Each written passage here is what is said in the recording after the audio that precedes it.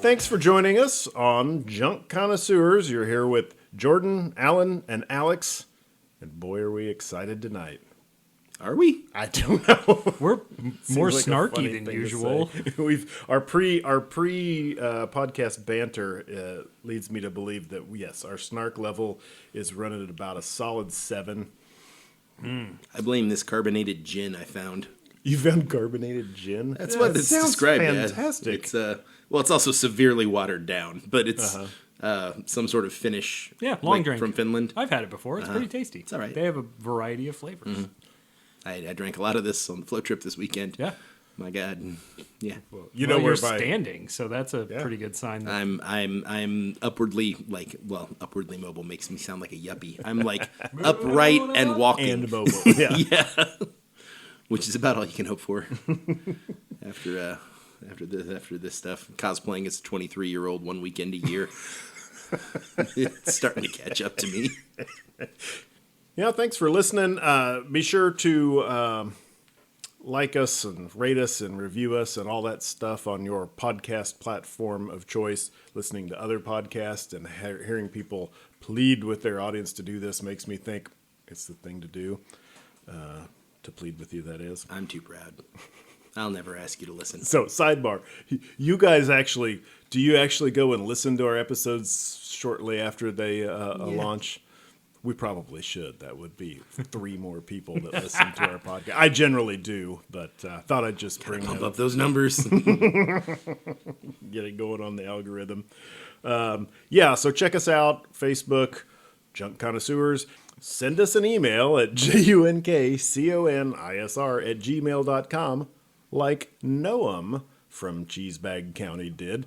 After our BMW episode, he sent us a message, and let's see, he was reminding us of the existence of a related, to the E36, a related one was the M Coupe.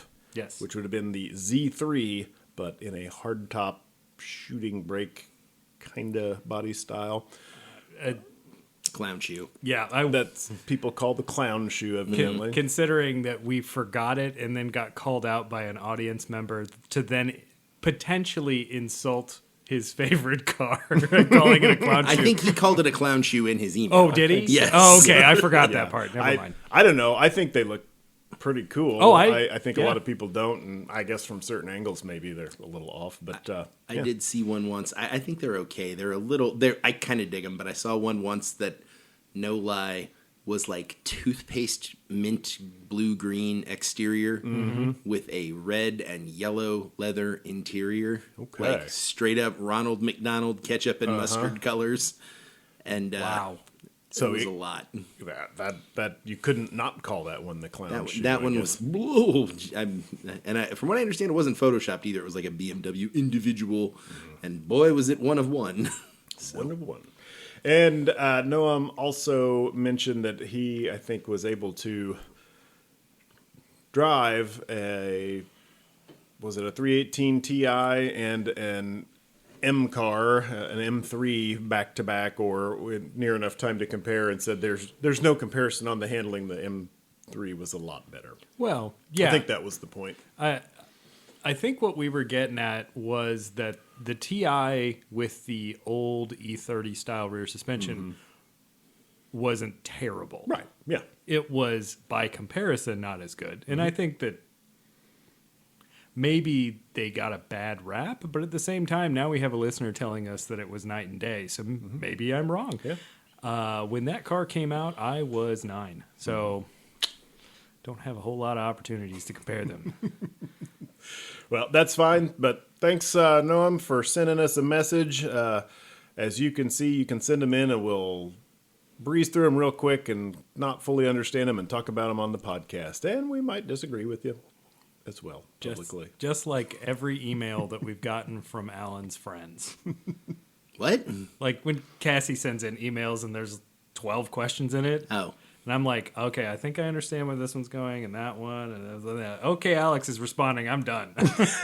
Yeah. I don't have access to the email, so I don't know when we're getting these. Well, He forwards them to Yeah, us. I forward. Jordan does. I don't and he check my forwards them email. to us. Oh, well, that's not my fault. I mean, you're set up to auto forward to some folder or other. I should probably change that for junk connoisseur stuff. It's coming from Junk Connoisseurs. It's not from me. Okay, anyway. I don't know. I'm being auto tabulated into a will check never folder. Let's see what's been going on this week. I think Jordan, I have it on good authority, did some work on his MR2 project. I mean, you were literally standing here. I was standing here not helping. Well, whatever. I was lending moral support. Yeah, so listener Dan came and hung out for a Saturday and some part of Sunday, and Alex stopped by. We went and did some minor automotive adventures on the way to the parts store. Got to check out the Alex car lot. He managed to get 8 or 9 different vehicles to turn on and run. It was eye-opening. It's impressive. Yeah. I mean, honestly, that's probably about. I mean, you've pared down somewhat on the non-running junk laying around, and you got a few parts cars still, but it's Got to have some parts cars. But my goal of late, and that's what I was telling Dan and Jordan while we were out there, they were remarking as I would start stuff up, they're like, wow, all these things you're trying to start. And like, yeah, that is kind of my goal, that most of these things should run. The ones that are supposed to run, that was a distinction. There's ones that will never run because they are a parts car or destined for the scrap heap or No, or they're whatever. donors. That's not the point. But yeah, I've got too many cars, but in my defense, most of them do run and move under their own power. Kudos. Then we stopped by my brother-in-law's house, checked out some of his weird stuff, and worked on the MR2. Got the exhaust system sorted out, so it now has full downpipe and V-bands and all the fun stuff. What else did we work on? A bunch of small things.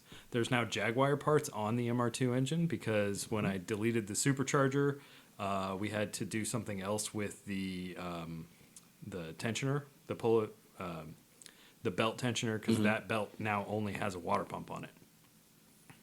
And the idler pulley was smooth, and apparently, learn this, you're not supposed to run V-belts on a smooth pulley tooth side to the smooth pulley. You have to run them on the flat side, because otherwise they just wear out. Huh. So we stole a grooved idler pulley off of one of my Jag engines. The other one, coincidentally, is dead, so that part is going to have to be replaced before those engines go into something at some later unknown date. But donated parts and the idler screw system, so now Toyota has Jag parts. neat. Like all good projects. Well, like all of your projects. Yes, And your projects are good projects. all of my projects end up with parts from other cars on them that's not supposed to be there because it's just what's laying in the shop. Hey, And that's how Dan operates. He's like, hey, this looks like it'll work. Get out the grinder. it was impressive. That Yeah. went from, we don't have, this isn't right. I wonder if there's another one around here. And I'm like, what are the chances there's another pulley on this property that would work? And before I finished that thought, Dan was like, that one looks all right. Can I use it? And he starts pulling it off the Jaguar engine. Well, and before we disassembled the Jaguar XJR parts vehicle, we had a dead crank angle sensor. So we went and pulled one off of one of the Panther cars. So we had a crank angle sensor, and Dan made a custom bracket to hold this sensor, and it was just a 2-wire sensor. So we hooked it into the Jag wiring harness, and it fired right up. Yeah, Impressive. yeah. Handy friends are nice to have Dan, around. you're awesome. Yep, excellent work, bud. Well, one of the vehicles at my house that I did not try to start for you that day because I said I'm having a problem, it's not starting, was my old Fox Body Mustang with a carbureted 5-liter, and I have no spark. And so I got to trying to diagnose that, and let's just say that DuraSpark system is kicking my ass right now. I troubleshot every component in the system, all the main components, and it's the DuraSpark, the ignition control module, the coil, and the sensor, the magnetic pickup coil in the distributor. And fortunately, I have the similar engine and DuraSpark setup in a 1980 Fairmont with the same engine. So I had a lot of parts to swap rather than, I mean, I was trying to do some diagnostics, but got power figure out where I'm what's supposed broken, to have power. and then buy a new one so you don't have to rob the running car of the. But what I did was start swapping parts up to and including the distributor, and I still can't get that Mustang to fire up. I have no spark. So Ooh. I think I've got, mark my words, it'll be wrong, but it really comes down to I've got a wiring issue somewhere between these three main components. Everything that I can test is getting power when it's supposed to, but the output of that DuraSpark ignition control module, I don't really know what's supposed to be coming out, nor do I have the tools probably to properly test that. So I think it's electricity. that is true. It's definitely not a liquid or solid. It's called a solid state. But yeah, I've got some more. I've got some more work to do on that one. But yeah, that one on Sunday, I was defeated by it. But hey, not for lack of trying. At least I know all the main components are good. Now I just need to find out what. Did you get the Fairmont back together? Oh yeah. The Fairmont was never left not running for very long. Okay. The only hard part of all that, the only difficult, the challenging part that I shared between the two cars was the distributor, which was a bit of a pain, but that was the last thing I tried. I tried everything else first. So This Ford puts it up front, so you don't have to like reach way back in that there is to get true. it. That is true, and it really wasn't all that challenging, but it was the most challenging. Everything Right. else is Just unbolt, unplug, unclip, and a yeah. couple of screws, and Yeah. yeah. So. Well, on to tonight's topic. You guys want to take any guesses what we're talking about, or Plane, train, or automobile? automobile? Okay. It is not a Zeppelin. The 2004 to 2006 Pontiac GTO. No. That would have been really funny. I was like, this has about a 1 in 12 chance of working. And I'm like, Yeah, that's because you know I'm going to bring it up It's one gonna of these come up, times. One of us is, and I'm pretty sure Alan thinks it's going to be me. I think that he's right. Yeah. Well, yeah. That's not. I mean, that's a good guess for obvious reasons that it's something that's on my radar that I kind of like and How- talk about a lot. But it's not terribly far off from what we're talking about tonight. So, Alex Trifecta? 2 out of 3. Okay, so front wheel drive manual V8s for life. We need to find one of those to bring up. how many cylinders did a Cord have? They were 8 cylinders. And I bet they're manual because it was the time period. They had a weird pre-selector gearbox Oh. that was almost like you'd move through this little, like, almost looked like a miniaturized Ferrari gate, and and then you'd let off the gas and it would shift for you. Oh, So I don't know. I guess it's a manual. It's an automated manual, I suppose. I don't know. For the time period, that would probably be considered as automatic as Yeah. it got. So, no. I think they were an inline. Hey guys, what's a cord? It's that thing between your TV and the wall. There's one between your headphones and this little box that has the You're not playing along at all. I have no idea what you're talking about. So that's not tonight's topic. It's not a cord. Is it an Accord? shocker that it's not a Cord. And if it's similar to a GTO, Well- it's definitely not a Honda Accord. Yeah. No, it's not a Honda Accord. Way more similar to a GTO than that. It's So, not super similar to a GTO. probably automatic. Yeah. Rear-wheel drive automatic V8. Yep. Okay. So, some sort of sedan. Chevy SS. SS, some sort of sedan. No, it's not a Chevy SS. Okay. Is this domestic or foreign? It's a domestic. Okay. I'm going to throw one more letter on there. Not super simple answer to that, but primarily domestic. Oh, interesting. So something we sort of exported. Or imported. But it's not the GTO.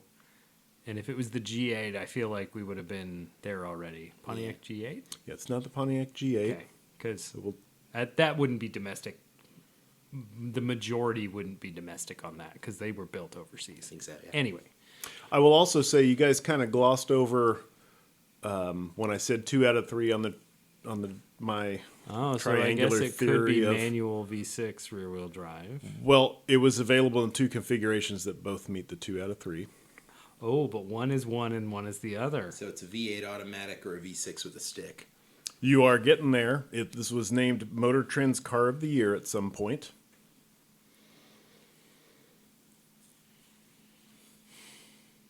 And that point was. Some sort of F-body? 2000. Oh. My brain just melted because I should know what this is. Domestic-ish 2000. Likely V6 manual, V8 auto. So I know what 2001 is. I'm trying to think of any other hints I can give you guys. Was it ever an Iron Duke? I guess not in 2000. Unlikely. No Iron Dukes. This was Yeah. available with 2 engine options. That's so weird. Okay, so are we on the right path with the V6 manual, V8 automatic? It is. it's Okay. right You've there. nailed it. V6 could be had with an automatic. Just for Yes. clarification, I Yes. assume the answer is yes. But you Yes. couldn't get the V8 Is- with a stick. That's And correct. it's a car, not a truck. It is a car. Okay, I was because going Silverado too for a minute. Yeah. And I'm like, But you could, hypothetically, get an early Silverado with a V8 and a stick. yeah, same thing for the Ford. Yeah, they made like 8 of them. The manual transmission was a really low production item, As is common, sure. but everybody knows that it was available. It's a big deal. I got that it. was available. Okay, Alan's got it. I bet he does. Yep. I am lost. Feel free to Let's enlighten us. let's think about other ways to get you there. So you're right. It is some sort of sedan. It's a 4-door. Okay. It's not a Cadillac Catera. Nope. Could you get that in a V8? Not here. Yeah, and But it's not a Cadillac Catera. The CTS wasn't out. The Lincoln LS. There it is. You got it. Ah. Yep. All right. So we're all on board. I saw one of these in traffic a few days ago and was like, that's what we're talking about Monday. Yep. They've been on my radar back since closer to when they were new. They are no longer new, obviously. So from 2000 to 2006, Lincoln brought to market a rear-drive sport luxury sedan to compete with the Euro and Japanese offerings. It was available with 2 engines, a 3.0 V6 or a 3.9 V8, and primarily had automatic transmissions. There was also a manual 5-speed transmission that was only available with the V6, and as far as I can tell, only the 2000 to 2002 model years. So we're talking about a sedan, 4 doors, with 4-wheel independent suspension, unequal length dual A-arm at all 4 corners, aluminum hood, fenders, and trunk lid. Combine that with a rear-mounted battery, and it was touted as having nearly, in air quotes, 50-50 front-rear weight distribution. I read Motor Trend listed it as 5149. I've heard other people say that's pretty 5248. It's pretty good for... I mean, that's good for a race car. It's good for a front-engine Yankee barge. Right. Which is kind of a That is- Jaguar barge. A recipe for We'll a get there. well-handling vehicle. I think these are an S-type underneath, aren't they? Yeah. Yeah. Real similar. I don't know. I mean, very So similar. yeah, let's talk about that. This is Ford's DEW 98 platform. They were also, this was used for the Dunate? Sorry. the E was for the D. The E, I forget. I read what this was. The E was for executive class. I think it was to compete with the executive class automobiles. But it was on that platform that was also used for the Jaguar. What do we call it? S-class. S-type. S-type. Yeah, they're mid-size, if you will. S-type and the Ford Thunderbird of these years, which was kind of a retro revival. What would we call that? Boomer car. I think you pretty nailed good. it. Yeah. Yeah, it was one of the first, if not the first, like hard throwback style vehicles. The Prowler definitely beat it, but Prowler it was like 96. But the Prowler was also much more highfalutin, and it was throwing back to hot rods, whereas the Thunderbird was like just trying to be a Thunderbird from the 50s and 60s. I will bet you they built more Prowlers than they built. Oh, I'm not retro arguing Thunderbirds. that. I'm just talking about like the styling cues. Like Fair, the Prowler The was a Thunderbird hot was rod. trying to be a 55 Thunderbird. Right. Well, sort of. It was trying to be like a 5/4 scale Sure. 55 Thunderbird. Well, And it kind of worked. had to meet modern safety and crash Yeah. standards and that kind of stuff. But then this sort of thing kind of took off because then in '05 the Mustang did the throwback stuff, and let's see, the Camaro never did. The Challenger The Camaro, the 09 Camaro was a was a retro styling. retro-esque. It was just confused when it came out, but it really grew on me eventually because I first saw that and I'm like, oh, what the? Well, I know, to continue on this complete and utter offshoot, the Mustang I looked at and was like, oh yeah, that looks like they're like an old trying, Mustang. and the Camaro I didn't ever really get that Yeah. feeling. The Challenger is a great example. Like, Challenger is a note perfect, like Yeah. overinflated 70 Challenger, yeah. Yeah. If they could have figured out how to make it shorter, like instead of having a wall, slab sides, yeah. then it would have been great. But modern safety standards and all is that great. probably It would have been better. yeah. Okay. Yeah, you know, but as far as retro goes, the new Beetle was kind of the first mass market You're retro. right. I forgot was about that one. 98. Yep. And then the Plymouth Prowliger / PT Cruiser was 2000 and was the car of the year after the Lincoln LS. Yeah. Man, Motor Trend, are you guys realizing yet? Like, I just realized that at this point, I think it's almost like a strike against a car to have Well- been named the Motor Trend Car of the Year. It's like, is that such a great thing? If in history, looking back, I would totally agree with you.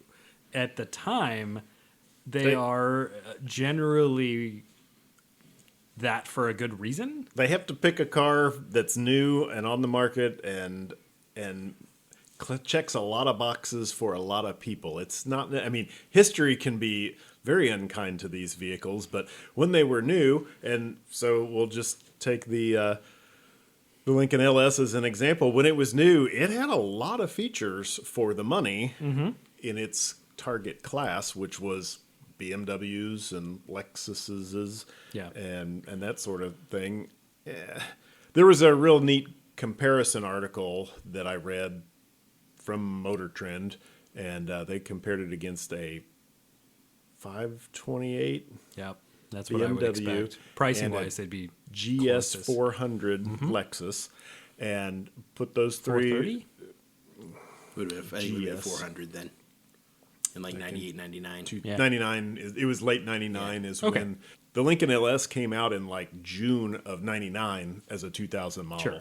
So it was, I guess, an early launch, you would call it. But they paired it up against the BMW and the Lexus, and they were, it was definitely in the mix of these, I guess you would call them executive class competition cars, one from Europe and one from Germany. They could tell, they could pick it out as the American version, mainly due to the interior feel. The materials were, the wood was plastic the first couple of years and that sort of thing. And they said it did handle very good. It actually edged out the BMW, and it felt very sporty, was a little stiff, not so good at ride comfort on rough roads and that kind of stuff. But it was in the mix with a pretty good crowd of cars that they tested against. So that was an interesting thing. So that was before every luxury company was making sports sedans. So I could see how something that was a bit stiffer sprung, had more aggressive dampening, would be considered like harsh. What are you looking at over The there? dampening. The use flag on the play, Yes, use of the yes. word dampening. Damping. Anyway. But yeah, like, and then the CTS came out a little bit later, and that was probably a much more direct competitor to the LS, and probably did everything just about. As I recall, like every car magazine was like, damn it, these Europeans and Japanese have been eating our lunch for so long that we want this car to win. It doesn't, but we like it, and the effort is better than it's ever been. Yeah. And that was the LS, the CTS, which was like 03. You know, all of the and I think once you got into like the 20 teens, you finally had a situation, not so much with Ford, although I don't know, did Lincoln have teens? The MK. A bunch of fancy Tauruses. Yeah. Taurus side. But Caddy, on the other hand, yeah. They've finally were playing in the same league. Yes. Essentially by then. And Lincoln figured out they didn't know them anything. And Lincoln had figured out that wasn't their area. Let's just make stuff cushier and with better seats and more luxurious. Continental was neat, but it was still more of an American idiom than like the 2017 Continental. Yeah. But it was still ginormous and more of a classy throwback American sedan that handled okay. And you could get a reverse opening door package for $150,000, which made no sense. It's $150,000 for that? I think it was deep into the six figures. So like a maxed out Continental without this package was 80 something, like full everything. And then it was an extra 60 or 70 or $80,000 to get the suicide door package, so you could have a really fancy experience when your chauffeur in your Lincoln Continental opens the door for you. I wonder if all of that money immediately went just into like a lawsuit fund. But like, all right, when Richie Rich here goes through an automatic car wash and the door opens and he gets like, bludgeoned to death by an automatic car wash brush thingy, we're gonna have to pay off his widow. Brush full of antennas. We've gotten off topic. She might be happy. Maybe. Oh, I think most Lincoln billionaires' wives would be happy if they died in a car wash accident. Yeah. You Also, mourn for an appropriate period, and then you marry the pool boy. What billionaire is going to ride around in a Continental? It's a good question. Not very many of them, because I've been looking for them used, and they're cheap if you can find them, but there ain't any of them out there. Yeah, because they got nice seats. Anyway, back on topic. eBay headers. All of the burned spark plug wires and ugly chrome of regular headers, but cheaper. This was, I believe, a Ford project. It was also, as we mentioned, used with the Jaguar and the Thunderbird, but it was started as a Ford project, but they wanted it to be a Euro-styled project, and so it shared its platform with the S-Type. And so I was thinking about this on the way up here. The S-Type, to me, I said, what's an S-Type? So I Google it, and you got to ease into an S-Type. Man, it doesn't look like an Avanti, but it's got the same kind of looks as an Avanti. Very polarizing. Big Avanti energy. Holy, big Avanti energy. I like that. It's what do you say? Striking, like you said with the Avanti. Do you guys Like remember? being hit in the face with a 2x4. Do you remember the Mitsuoka Orochi? I remember. One of their other vehicles looks like a cross between an S-Type and a London cab, like a black cab. And the front end is real S-Type, if memory serves. Yeah. So that's not a good place to be, where the Mitsuoka designers and you are kind of on the same page. And I don't hate the S-Type. I got to say, I like the LS a lot better. Yes. I do. And I also don't hate the Thunderbird. So today, I'm in a customer's shop and peek my head around the corner, and what do I see? A red Thunderbird with the 3.9 liter, we haven't got there yet, Jaguar V8 in it. So it's one of this platform. Not just quite a coincidence. I'd already decided I was going to talk about it, but That's cool. So that I just, why do I think I need to pick on the S-Type? I don't know. It striking looks. I don't hate it, but Then they also, at that same time period, had the X-Type, which was a Contour Fusion Mondeo. Toro. Yeah, it was a Taurus Contour. Mondeo. It was a sort Contour. of. Yeah.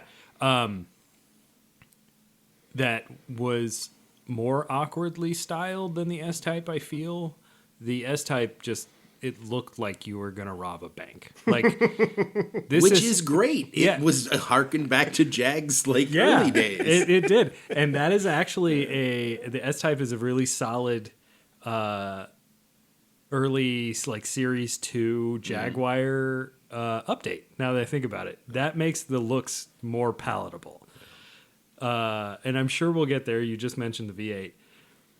It chaps me that Jaguar got the S-Type R with the supercharged version of this V8 and Lincoln didn't. Yeah. Because if Lincoln had this 400, I think, horsepower V8 in the LS, I think that could have started the American performance war earlier than the CTS-V. The CTS-V would probably still have been a better car, but Well, yeah. anyway, back on Yeah. topic. Yeah. Well, yeah, let's get to the powertrain and stuff. I've got a few, this was designed as evidently a way to get a Euro-styled luxury sport car to draw kind of younger buyers to Yeah. the brand of Lincoln. And it offered a lot of features. It was a smaller car than most Lincolns were. It offered a lot of features in the way of, power windows and locks aren't really features at that point, but leather seats were standard. It had automatic climate control, had dual exhaust, which was kind of neat. Traction control, it had optional stability control, hands-free device, 6-disc CD changer back when CDs were a thing. Heated and cooled seats were options or standard depending on trim levels along the years. Yeah, cooled in the Throughout early the years. 2000s is relatively new. Yep. Yeah, and a universal garage remote came on there, but that was one of the options also. And yeah, the interesting things that are, I guess that's important. If I had a garage door opener, I'd use it. I've had a couple of cars that had them in there, and I could never get them to program right. So I'm just like, screw it, I'm going to use this black box that I've already know works. Yeah, yeah. So the engines, as we talked about, were a 3.0 V6. This was evidently a variant of the Jaguar AJ V6 engine, which was evidently a Duratec V6 that Ford purchased from Porsche. This design was purchased from Porsche, and then they had Cosworth do the overhead cam head design. That's what I read in the Wikipedia page. The Duratec V6 has got an interesting history and has been used in all sorts of weird places. Yeah, so Like the Noble. kind of a neat deal. They made throughout the years anywhere from 210 to 232 horsepower and 205 to 215 pound-feet of torque. The other engine option was the 3.9 V8. This was a variant of Jaguar's AJ8 engine, which was apparently developed as a Jaguar or by Jaguar as a Jaguar engine before Ford's involvement.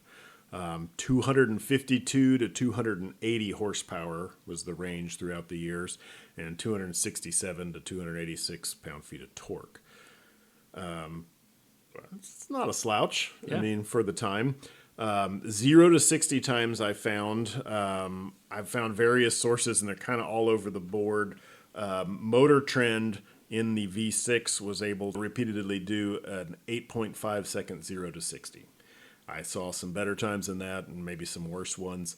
The V8 was touted as being able to do low sevens. Quarter mile ET for a V6 was the only one I had enough time to look up, was 16.6 at 87 miles per hour.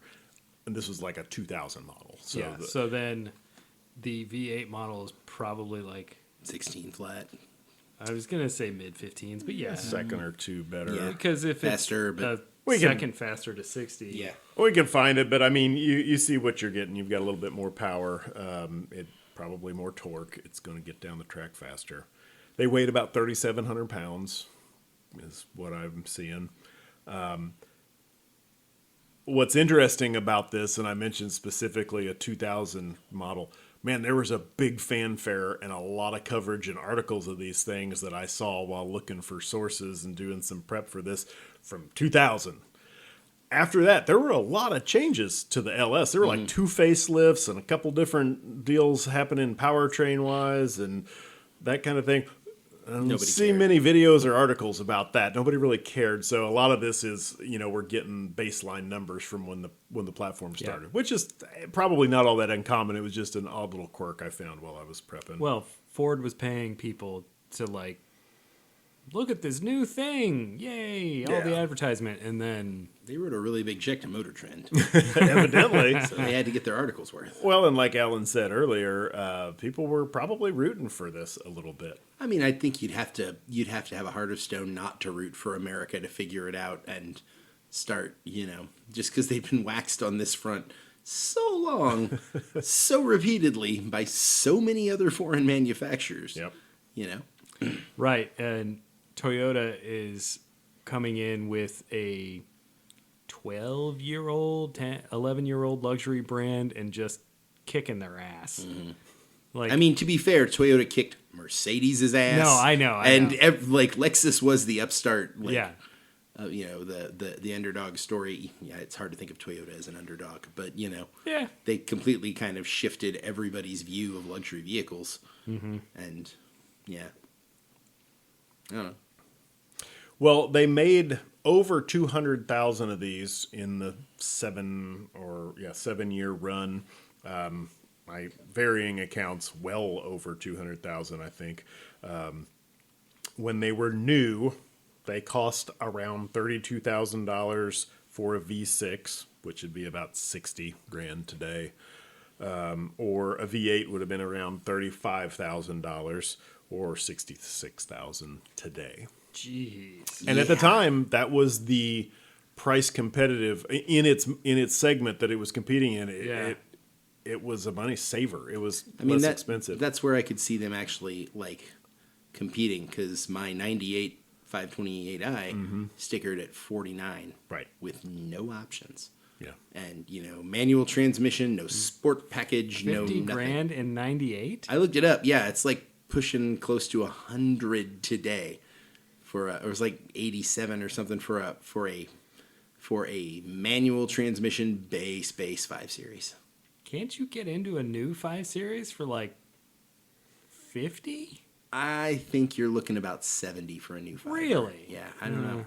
It's not like I've looked at them. Yeah. I haven't even looked at 10-year-old 5 Series, because after the mid-aughts, I'm like, I don't know about this. These cars have become complex for the sake of being complex. Sure. I think that the reliability has gotten better in the last 10 years because they were real garbage with that B55 twin turbo 3-liter V6, straight 6. But apparently that platform's gotten better. So that's really a lot of money, even though I understand that was competitive at the time. What's Wow. ironic about that, and maybe we'll get into this more later, is right now these things are cheap. I think they tanked value-wise relatively quickly. The thing, though, is luxury vehicles in general are a terrible way to I'm going to buy this and it's not going to lose a bunch of value, whatever that's called. They're like, all cars are a depreciating investment until they become collectible. Sure.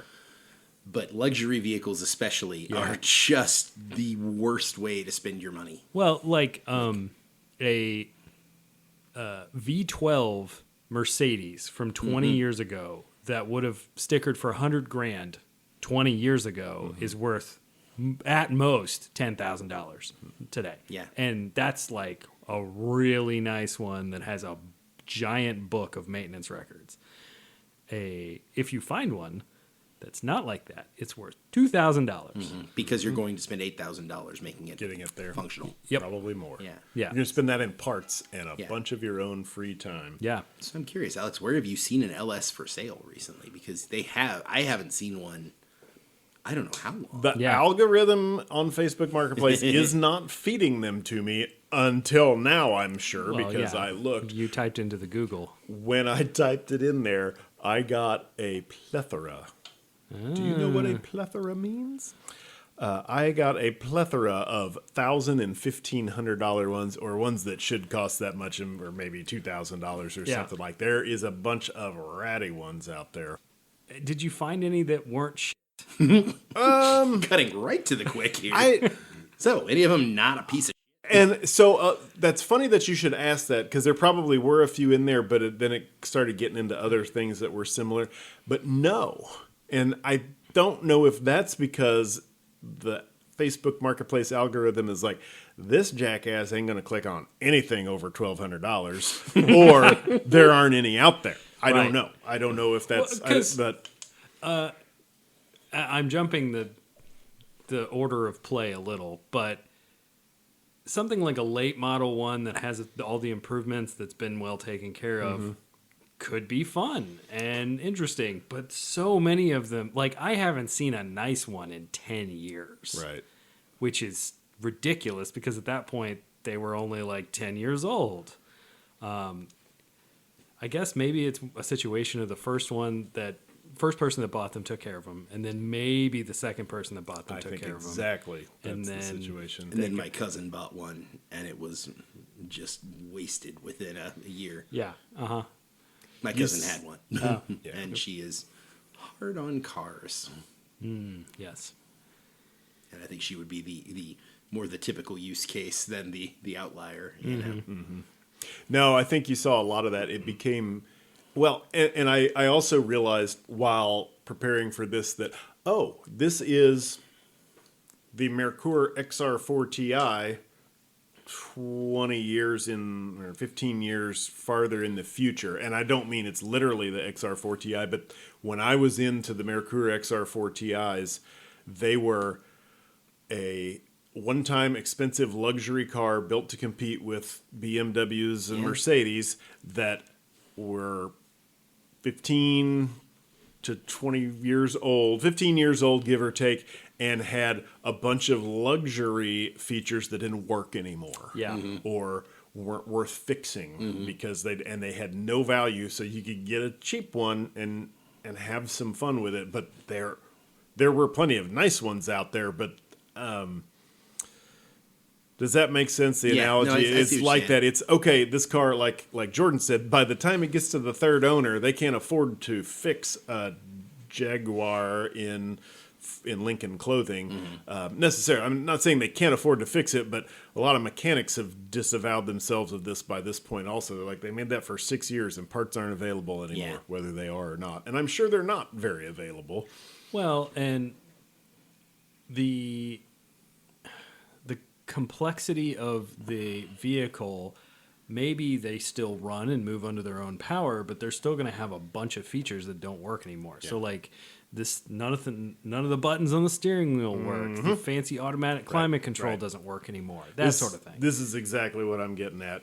And speaking of the complexity of things, the discussion while I was standing by the Thunderbird of this architecture today, the spark plug change book time on that is 4 hours. Wow. 4 hours for 8 spark plugs. And they're not down on the side. They're in the center between the cams. I don't know why that thing has a 4 hour. There's a reason. I don't know what it is. Got to come off, would be my guess. No, it had little covers over that. I don't know. It's, Those are metric hours. Yeah. They're about 41 minutes. No, it's whatever the time usage in the stone measurement system is. So like, it's like 2.5. I was going to say cubits, but that's an actual measurement. 30 rods to the hog's head. Yeah, exactly. It's just the way we likes it. I must have been wrong about the BMW. Modern BMW 5 Series starts at 57. And apparently the 528 that I have stickered for 44, but that's not how I remember it. So I don't know. I'll have to dig the window sticker out. Even 44 would be a lot more today. 24 years ago? Be like $70,000 now, I think. Yeah. 26 years ago. Like that was That's a lot for what you are describing as the lowest spec 5 series you could get. It has heated seats, like the cold weather package, heated seats and mirrors, and I think that's it. But it's the Yeah. it's the manual. It's the smallest engine. Of well, they didn't have a 525 Not yet. Nope. Yeah, that's bonkers. But the 90s were weird. Yeah, you're telling me. Well, and back to the complexity we were talking about, one notable thing that I found about this car was the early versions had a hydraulic-driven engine cooling fan. No, thank you. And I'm sure other vehicles had them. I think I've heard of it before. I don't remember which ones they would be, but for 3 years they had that because the alternator evidently didn't have enough juice to run an electric fan, which really doesn't seem like a 2000 problem. It seems like they had alternators pretty well figured out by then. Yeah, it also doesn't seem like a problem. It's like, well, go get the bigger alternator. Right? Yeah. I Maybe they just didn't have enough cooling for the alternator. They needed to take a page from BMW and run an engine coolant circuit through the alternator to cool it. Yep. Yeah, not amongst BMW's like peak engineering. Let's make it less complex by doing it this way. Well, I don't know how accurate that reasoning, that rationale was, but apparently for a couple of years, or at some point, they had a hydraulically driven engine cooling fan before they switched to an electric cooling fan. But at least they took a page from Citroën. So if there was a leak in the hydraulic system, the front brakes would stop working before the engine fan. So you couldn't stop, but you weren't overheating. I suspect this is Jaguar's fault because it's their engine, and perhaps the space allotted to the alternator limited the capacity they could put in there. And I understand that's not necessarily how electricity works, but I could see. How does electricity work, Jordan? I at the moment could not explain to you how a 3-phase AC alternator works.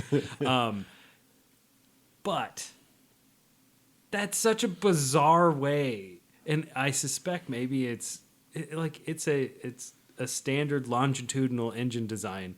Why wouldn't you just put a regular ass fan on it like they'd been doing for 30, 40, 50 years? I bet there's a reason why. I don't know what it is. But I wonder if the hydraulic fan was quieter? When it worked, it was probably quieter. Yeah. There's a lot of hydraulically driven stuff out there. Not a lot of them are in automotive applications. We're talking heavy equipment and that sort of thing. But I mean, I think I'm remembering that maybe some of the big diesel pusher RVs have hydraulically driven cooling fans and stuff, but they've also got probably big hydraulic pumps on them. Well, and those RVs are going to have like a 6-foot tall radiator. Yeah.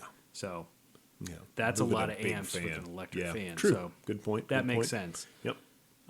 This is a 250 horsepower aluminum V8. Like, it really shouldn't generate that much much heat. I don't know. That's an interesting deal I ran across. Ooh, was the S-Type came after this? Is that what you were saying? That this platform was Same time, 97, 98, maybe.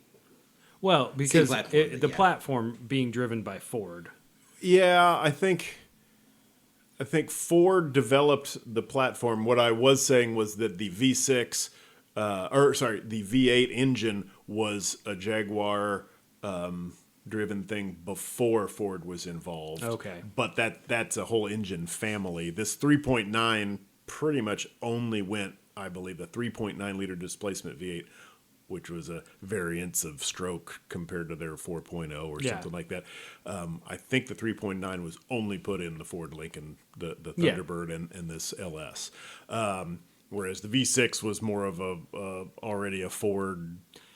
It was more of the chassis design. If the S-Type, which was developed in England, had less cooling than was deemed necessary to run a vehicle through Texas at 80 miles an hour. Yeah. That's one of those situations. Like Right. Yeah. where the same thing with Italian sports cars in the 70s. They work fine if you're cruising around Naples or whatever, but you take it out into the desert of California and it's just going to die. Try to go 100. Supposedly, and I think this is actually not supposed. I think this has been confirmed.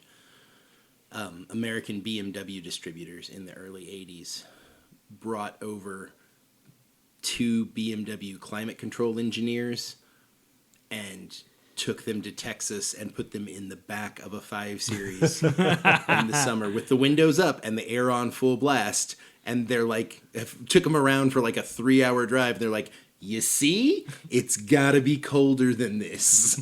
Because they had gotten all this flack from the factory. It was like, we do not know what the problem is. We are cooling sufficiently. It keeps it under 83 degrees, you know. And it's like, okay, come on over. We'll show you what we're up against, you know. It's like, Well, this trip from El Paso to Dallas, Right. you're going to be in the back. It's August. Don't want to hear any sass. one other aspect that the Lincoln LS did very well at was safety.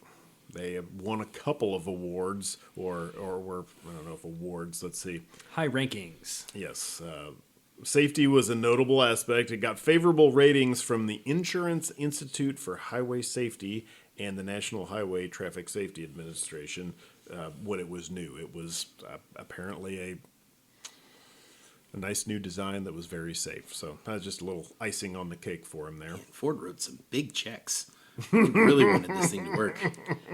Well, I have a mixed feeling about awards from insurance companies because theoretically they want you to have the safest vehicle possible to limit their exposure, particularly in healthcare. Because you destroy a car, okay, whatever, that was 60 grand. You have a punctured lung, 3 broken ribs, then a bunch of damage to your legs. You're going to be in the hospital for a while, and that's going to cost a couple $100,000. On the other hand, they are private companies, and if Ford writes them a $500,000 check, they're just going to say this is the best thing on the planet. Also, you know what's cheaper than Yes. being mangled in a car accident from an insurance standpoint? Not surviving. Dying in a car accident. I was thinking that too while you were saying that. I was Hey, like, Ford, we really like this whole concept of the airbags from this company, Takata. Takata. we love the idea of the granite trim on the steering wheel and dash. Can you sharpen it? I see that you have put on this lovely badge on the steering wheel. How do you feel about adding the Chrysler Pentastar, but like 3D? So, funny story about that. My dad calls me earlier this year. He's like, hey, there's a recall out on your truck. I'm like, really? What for? He's like, the Nissan badge on the steering wheel can injure you in an accident because it's raised. And it's just plastic, but apparently it puts a nice reverse print Nissan into your forehead when the airbag goes off. And I'm like, well, I'm in luck because mine fell off last week. Like literally the week before, I'd just been driving along, just went floop, fell off in my lap. I'm like, oh, that's a not gluing that back. self-correcting problem with age. Your truck heard about the recall and was like, Like, I fuck gotta this. take care of this. It's Big Brother. They're just remotely accessing your steering wheel badge and knocking it off from. why does everything have to connect to Wi-Fi? Well, I don't have a whole lot else prepared as far as stats and figures and all that. I didn't get to the Hot Wheels portion. I doubt that. Yeah, I'm not sure. Unless there was a couple, I'm sure there were SEMA builds. Because I very specifically remember reading an article about a company that did 6-speed manual swaps into these. Nice. Like, so you could go buy the V8 automatic, send it to them. They would put in a 6-speed manual. They also had, like, I think they did suspension stuff as an option to basically make the CTS-V that Ford should have made. So that makes me think that there were definitely some SEMA builds, and SEMA builds frequently turn into Hot Wheels.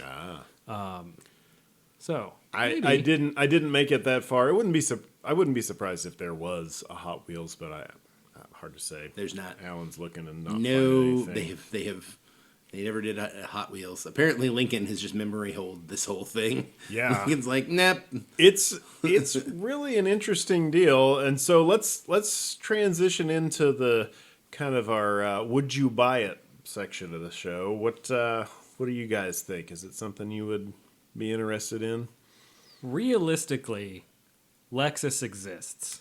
Yeah. And that's going to stop me from buying this because you can get a nice V8 GS or LS for mid, like $5,000-ish range, a decent one, not a great one, but not a bad one.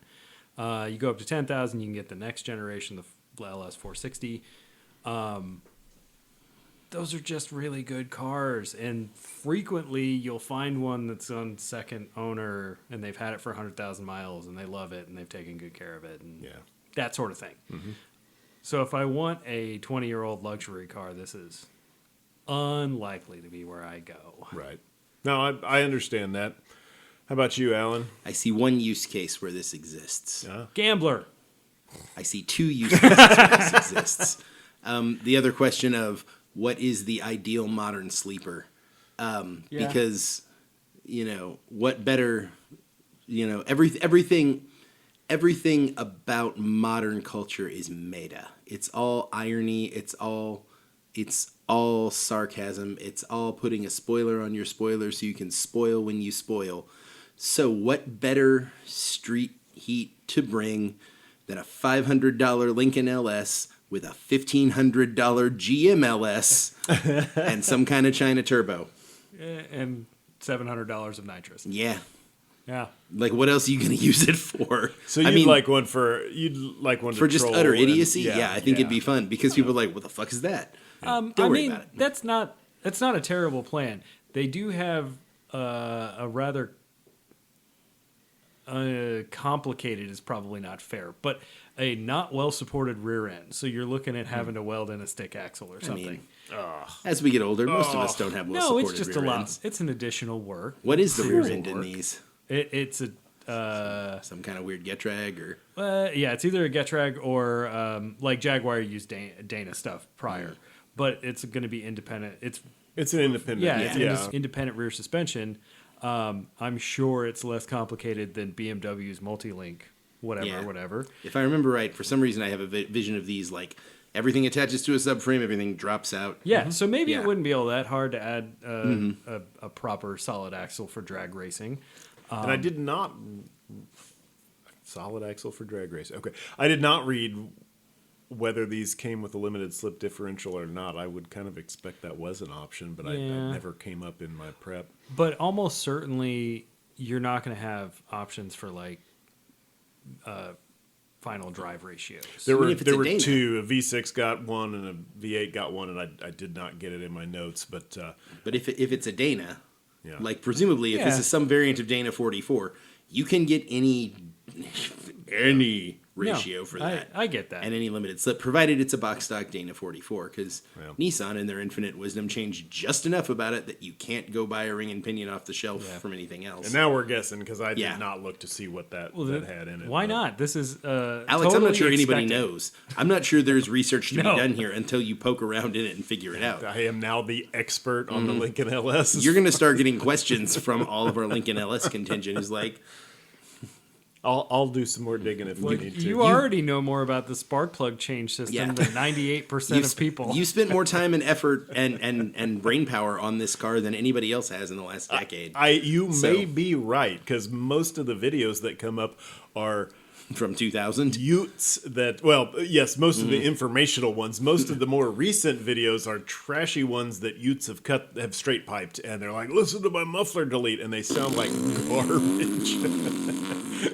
So yes, I think I've put more thought into it than most people have in the last 20 years. I'm sure there's a few exceptions out there. You do make an interesting point though, Alan. Like it already has aluminum fenders, hood, and trunk lid. Yep. Yeah, 3,600 pounds. That's fairly light for as big a car as it is. And you got 300 pounds of interior out of it. Like, you could get this thing under 3,000 pounds and have something V8 rear-wheel drive that you're into for $1,200. And assuming that it runs, which may be a big assumption, but the ratty running LS still exists. So apparently the core engine and transmission are not garbage. Did your research indicate how well they take nitrous? It did not, but I think there is one way to find out, and it'll only cost like $2,000. This sounds like an excellent potential purchase for the rally of bad decisions. I agree. Yes. I agree. So there's one use. Would I buy one of these for anything other than stupidity? No. Got it. Well, Yeah. here's my I don't have a simple answer to that. My answer to would I buy one is I know I shouldn't want one, but I always kind of have. And the reasons, of course, that I want to buy one is it's kind of I like the no nonsense styling. It's, I No, think it's it's a good looking. sharp looking car without being gaudy. It's, of course, rear wheel drive. That's near the top of my list. It's a V8. That's kind of cool. Even the V6 ones didn't make terrible power if you were looking at a daily driver. Now, I know I don't probably want one for actual daily driver duty at this point.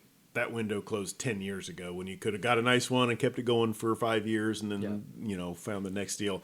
So realistically, like you led off with, Jordan, no, because BMWs and Lexuses exist. So I think they're probably a better option. Not to say that they were a hugely better car. I think they probably were a better car, but new for new, they performed well. Alan's given me eyeballs. Did you find a deal? Is that yes, what it he is? found a deal. Okay. I thought you were disagreeing with me.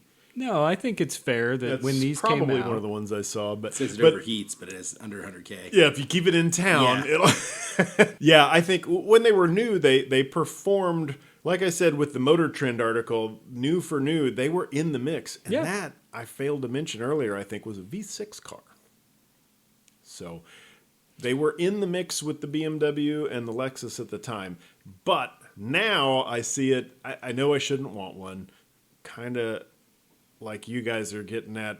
If you got one that the core is okay, but it's got a bunch of luxury that doesn't work anymore. Right. Well, let's just take care of it the back 40 way. If it fell off and we don't need it, we don't put it back on. If Right. it's making a noise and we don't need it, take it off.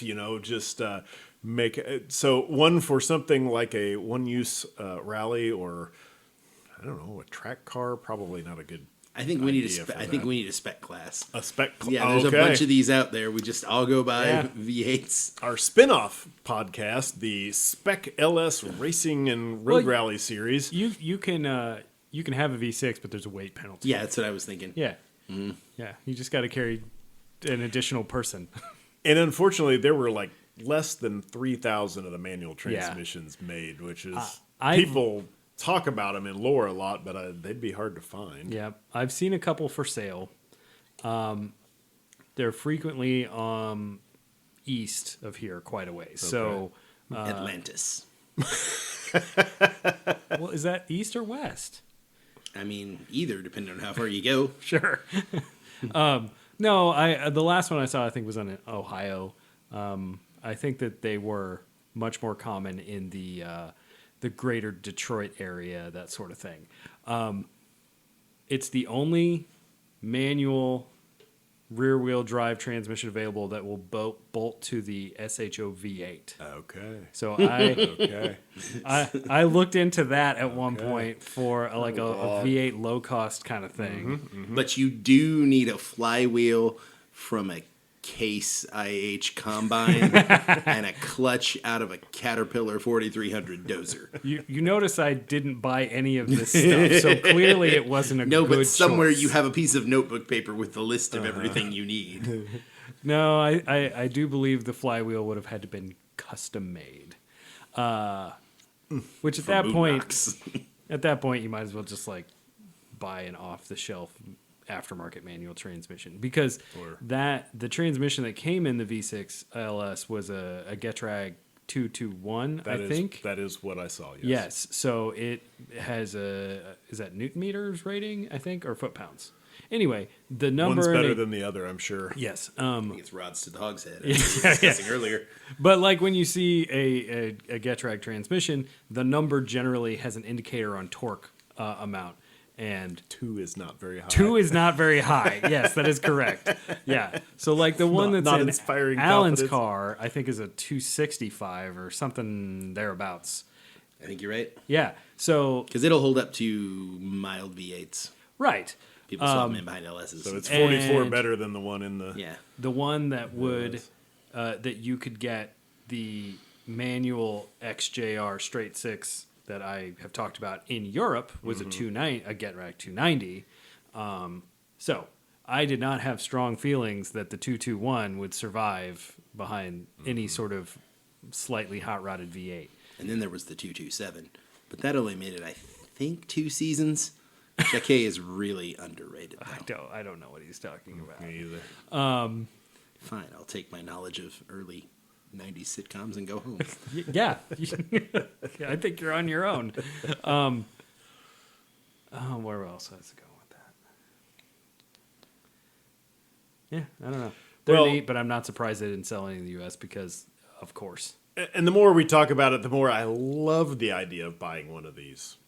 It's a bad idea. Like, Yes. I love the bad idea of getting one of these for a special use deal. The reason I wouldn't want one, as I mentioned, kind of for a daily driver is because I think they'd be hard to keep running. And they have things like variable valve timing and variable intake runner length depending on the years. They require premium fuel. Yes. And as you guys know, that's a deal killer. It's a non-starter for me. I ain't paying 20 cents more for, well, 20 cents? It's not 20 cents It's now. $1. It's $1 more for fuel now. Around here, it's actually, because I was having this discussion with the Illinois and Indiana and Michigan folks. Yep. We actually have quite inexpensive premium in a lot of places. A lot of places it's $1, but when we were talking about that, I found several places that were 50 cents, 40 cents, which just seems like a steal. Yeah. No.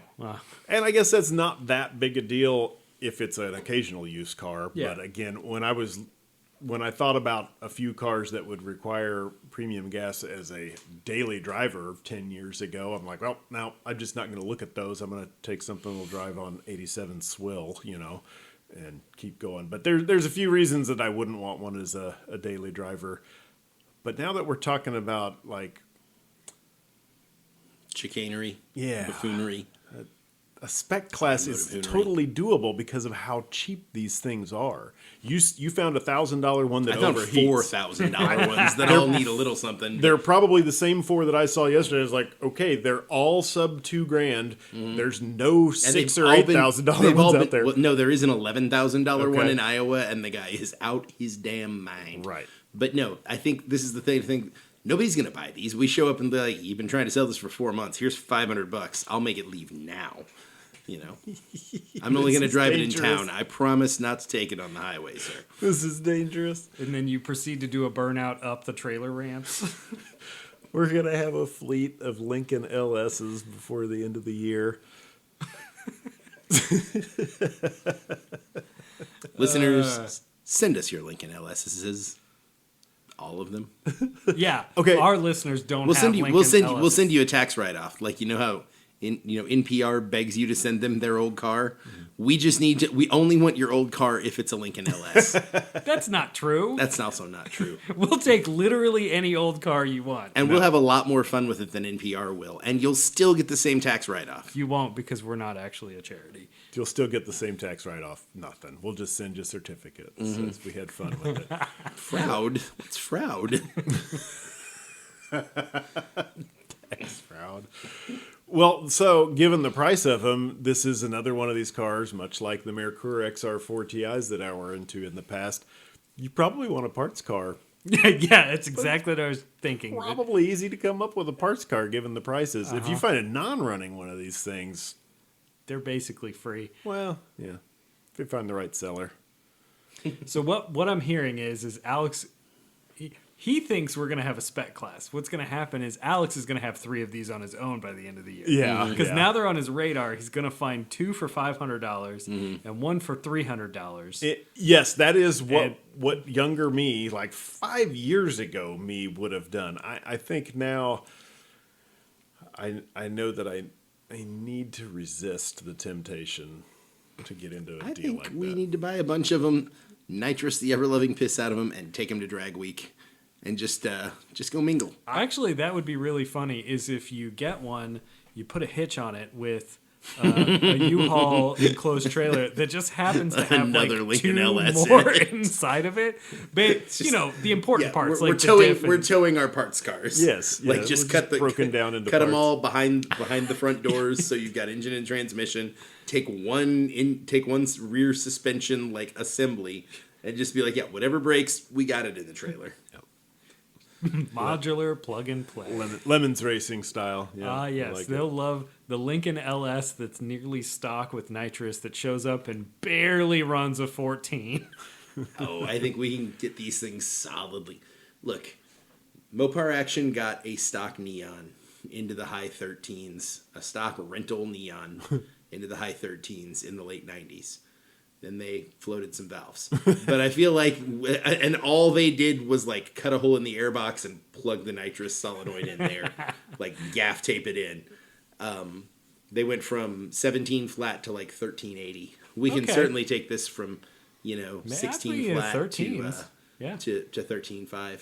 Yeah. Well, especially if, actual drag tires help a lot. Because I would assume that this never came with good tires. It always came with some sort of all-season bullshit. Yeah, I don't know. So, yeah. It's just... Like 16 and 17-inch wheels from the factory. when your V8 performance option is running 0 to 60 in 7.5 seconds or so, like, that's pretty underwhelming. Yeah. Hence why younger me was pissed that we didn't get the LSR, which would have been probably in the 5 0 to 60 because it made 120 more That would horsepower. have been cool. Apparently, the company Nology actually, the nitrous kit manufacturer actually had a SEMA, a show car that got road tested. Their LS. Lincoln LS Uh-huh. V8 with NOS. Anybody want to guess? Are we It's doing not 60 good. or quarter? It's not good, either one. 0 to 60 in 6.8 seconds, quarter mile in 14.9. You got the quarter, 0 to 60 in 6.4, quarter in 14.9. You got to figure, though, they did not care. They probably actually cared about things like, ventilating the block and oiling the track down and things like that. Well, and also it was a SEMA build. And it was Nology. Like, I don't think they're a thing anymore. I think they were taking advantage of the nitrous, the tuner craze, being Yeah. nitrous, yo. Because non-Hondas don't have VTEC. All right. Well, I think that we've exhausted all the knowledge that is attainable. There's some of it we know that we didn't get to, but it's not attainable on the Lincoln LS. So, If you listen to the whole podcast, you now have a master's degree in these pieces of shit. and you're probably scrolling through Facebook right now if you're not driving, maybe even if you are looking for Lincoln LSs. But we really appreciate you listening. It does help. Please spread the word. Let your friends who might be into these sort of shenanigans know about the podcast and share.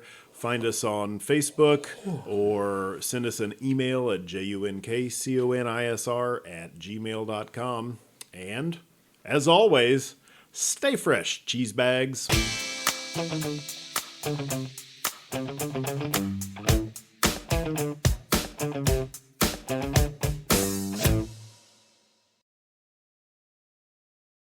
You said Miracle Whip, and it got me to thinking about sponsors that are not Miracle Whip, that are just like merely awestruck. Pretty good whip. Yeah. Yeah. Miracle. Well, I don't know if it's a star alignment whip.